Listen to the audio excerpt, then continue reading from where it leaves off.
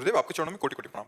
महाराज जी, मेरा स्वभाव स्पष्टवादी है। अगर किसी की बात या कोई व्यवहार आचरण मुझे ठीक नहीं लगता तो उन्हें मैं प्रेम पूर्वक बोल देता हूँ। ऐसा करने पर कुछ लोग तो उसे सहर्ष स्वीकार करते हैं, परंतु कुछ लोग नहीं। परिणाम स्वरूप जो लोग उसे स्वीकार नहीं करते वो यहाँ तो बुरा मान जाते हैं या बातचीत करना बंद कर देते हैं। कई बार इसके परिणाम स्वरूप माता पिता भी रुष्ट हो जाते हैं और कहते हैं कि आपको सामाजिकता हाँ, का ज्ञान वैसे नहीं है। हाँ। इस पर श तर्क वितर्क होने लगता है, फिर हाँ, आहत नहीं, होता है दिल। ये उत्तम स्वभाव नहीं है।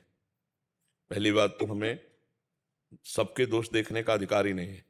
गुरु को शिष्य के दोष देखने का अधिकार है, माता-पिता को पुत्र के दोष और मित्र को मित्र के। जैसे आपका कोई मित्र है, अब आप उससे बात करो, वो नाराज़ भी हो जाए तो दूसरे दिन फिर बैठेंगे एक जगह पास, फिर समझाएँगे। क्योंकि वो मित्र है हमारा और शास्त्र आज्ञा करता है कि कुपथ निवारि सुपंथ चलावा।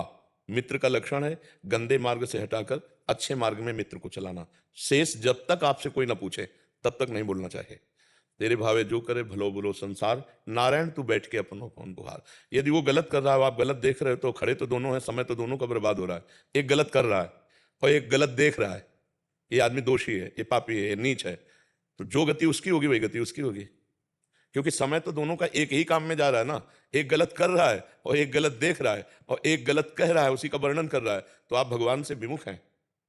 हाँ, अधिकार जहां है वहां छूट है कि जैसे शिष्य है तो शिष्य के आचरणों का चिंतन करना होगा, देखना होगा, क्योंकि वो गुरु बनाया है। गलत है तो उसको बोलना होगा कि आप कोई गलत कर रहे हो, अगर आप ऐसा करोगे तो ये दंड विधान है, क्योंकि उसको समझाना होगा। ऐसे माता पिता है, उसका अधिकार है अपने पुत्र के दोषों को देखना और उनको दूर करना।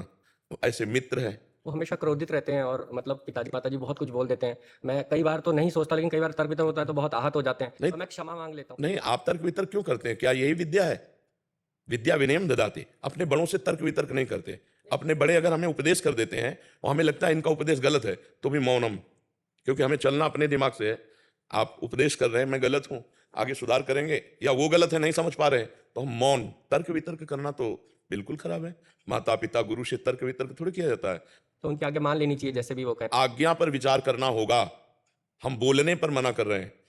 आज्ञा पर कुछ ऐसे माता पिता हैं, ऐसे गंदे आचरणों की तरफ, गंदे भावों, ऐसे माता पिता के वचन नहीं मानना हैं। चाहिए। लेकिन वो तो अच्छे भाव करते हैं, लेकिन आजकल और उनकी सोच और हमारी सोच में थोड़ा अंतर आता तुम्हारी दोनों की सोच में शास्त्र अगर प्रमाणित है तो माना जाएगा किसकी सोच सही है।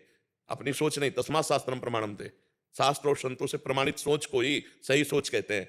नहीं तो मन में तो बहुत सी स्फुरणाएं उठती रहती है, तो फिर उनका निर्णय करना होगा। उसमें मन में कभी क्रोध भी आ जाता है और वाणी से कुछ गलती से गलत निकल जाता है, तो उसको कैसे नियंत्रित करें कि वो क्षणिक होता है। मैं क्षमा भी मांग लेता हूँ। बिल्कुल ठीक बात है, लेकिन हमको पहली बात ये ध्यान रखनी कि पूज्य जनों से वार्तालाप हमको तर्क वितर्क वाला नहीं करना।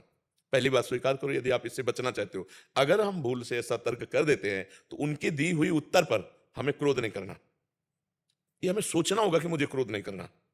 जब क्रोध आवे तो दांती पीस लो, मौन हो जाओ, नहीं बोलना।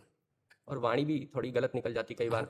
अभी तो बुद्धि काम कर रही, तो आप अपनी गलतियों को देख पा रहे हैं, तो वाणी को भी समा। वाणी एक अमूल है, जो कोई बोले जान, हे तराजू तौल के तब मुख बाहरान। अपने बात कहने के पहले सोचना है कि ये बात हितकर है, शास्त्र सम्मत है, दूसरों को सुख प्रदान करेगी, तो बोला, नहीं तो अंदर ही दबा के चुप हो गए, शांत एकदम।